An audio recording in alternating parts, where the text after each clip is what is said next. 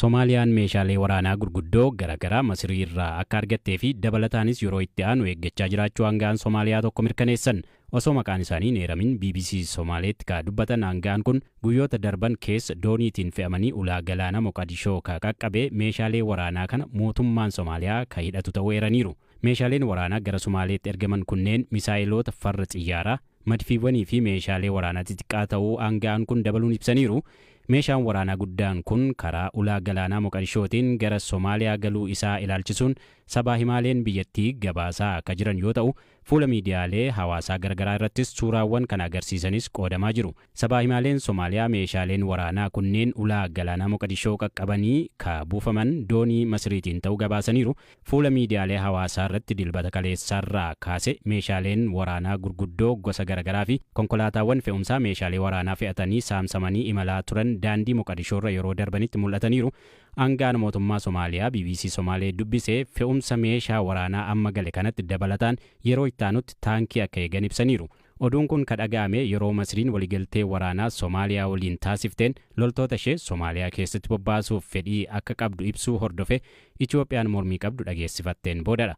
Torbanoota muraasa dura xiyyaaronni waraanaa Masrii lama Moqadishoo galuun isaanii yeroo gabaafametti Itoophiyaan gocha kana nagaa qaxanaa kanaa ka jeequdha jechuun Soomaaliyaan humni alaa gara daangaa bulchiinsaa ishee akka seenuuf hayyamuu hin qabdu jechuun mormii dhiyeessaa turteetti. Amajjii darbe Itoophiyaan waliigaltee ulaa galaanaa argachuudhaaf ishee dandeessisu Somaalilaand waliin mallatteessuun booda Soomaaliyaa waliin atakaaroo keessa galuun ni yaadatama.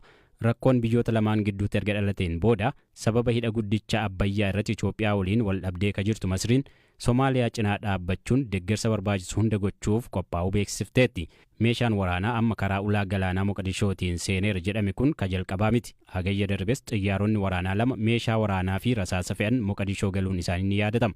Qoqqobbiin meeshaa waraanaa dhaabbata biyyoota gamtoomanii Soomaaliyaarra yeroo dheeraatiif kaa'ee ture erga waggaa darbe ka'een booda meeshaaleen waraanaa ifatti gara biyyattii yeroo seenan kun yeroo lammaffaafidha. Hirmaannaan Masrii fi dhiyeessiin meeshaa waraanaa ammaa kun haala naannawaa sana keessa jiru gara caalaa hammaataa ta'etti geessuu danda'a jedhame kana ilaalchisuun Itoophiyaa fi Soomaaliyaan haga ammaa waan jedhan hin qaban. Waldhabdee Itoophiyaa fi Soomaaliyaa gidduutti dhalate keessatti Masriin hirmaattuu ta'uun naannicha keessatti muddama ka uume yoo ta'u, sanada waliigaltee Itoophiyaa waliin ka mallatteessite Somaalilaand wiirtuu aadaa fi mana kitaabaa Masrii daangaa bulchiinsaa ishee keessa jiru cufteetti. Soomaaliyaan ambaasaaddar Itoophiyaa biyya isheetii ka ariite ji'ootaan dura yoo ta'u, birmadummaa biyya koo ka cabsuudha kan jette waliigaltee Itoophiyaan Somaalilaand waliin taasiftee akka kuffistuuf gaafachaa jirti.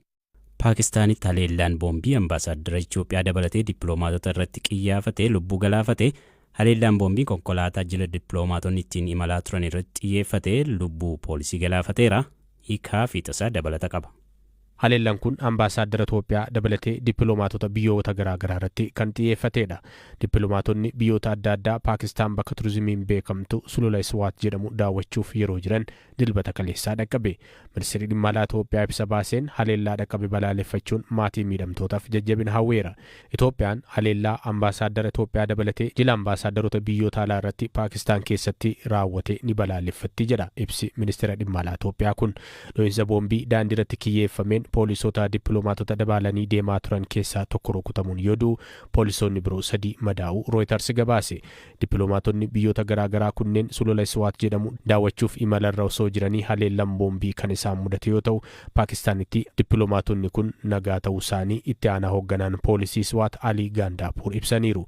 Poolisiin biyyattii akka beeksetti haleellaan kun konkolaataa dippiloomaatonni ittiin deemaa turan osoo hin taane konkolaataa poolisii argate.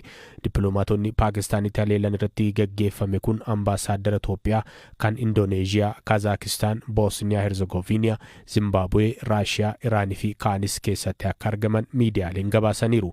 Poolisiin nageenya ambaasaadarota kanaaf haala mijeessuuf hatattamaan gara magaalaa Islaamabaaditti isaan geessera. Pirezidaantiin Paakistaan Aziif Alii Zardaarii shororkeessitoonni biyya keenyaaf qofa osoo hin taane dhala namaa hundaaf diinadha jechuun dubbatan.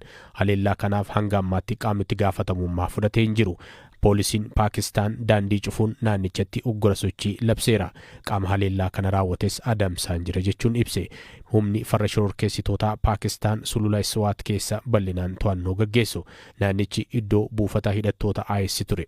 Bara 2012 hidhattoonni IS mirga namoomaaf falmuun badhaasa Noobeelii nagaa kan mo'atte Malaalaa Yuusuf Zaayii rasaasan dha'anii ture.